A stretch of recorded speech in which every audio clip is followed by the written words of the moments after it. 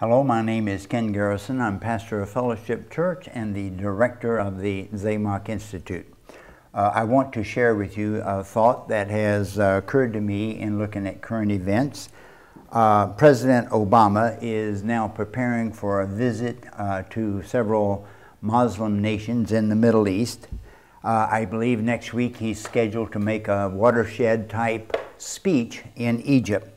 Leading up to this speech, the Obama administration has revealed its plan for the settlement of the Israeli-Palestinian conflict. Israel is being pressed hard to unconditionally accept a Palestinian state in the heartland of Israel, in Judea and Samaria. If Israel, and I do not believe Israel will accept this. Mr. Netanyahu has rejected it thus far. But if Israel does not capitulate in this matter, we expect the Obama administration to really lead in the United Nations, declaring Israel a pariah state.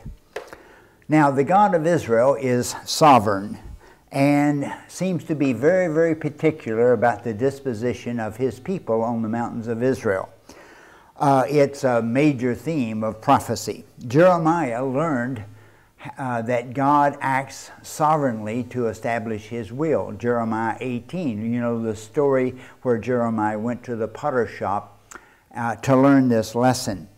Now, I believe that God is in the process of exercising that dominion right now, is beginning at least to do so. Just as the Obama administration is beginning to really strong-arm Israel to capitulate and accept its terms for this Palestinian state, North Korea has suddenly ramped up its activities by launching missiles in the ocean toward Japan. It has reactivated its nuclear weapons program, and has declared that it is no longer honoring the ceasefire of hostilities which occurred in, I believe the year was 1953, ending the so-called Korean War. Now, war could break out on the Korean Peninsula at any time. In fact, I've read that the United States has withdrawn some of its troops from the border area for fear that they might come under attack almost immediately. Now, the last time that this war broke out in the Korean Peninsula, 36,686 U.S. servicemen died. Now, God will divert the attention of Mr. Obama and Mrs. Clinton.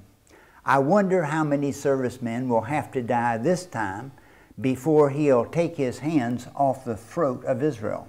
In the book of Exodus, it speaks of Amalek struggling against Israel, and it says that God is going to make war with Amalek because he has his hand on the throne of Yah. And I believe the administration has its hand on the throne of Yah and is in great danger of a massive judgment.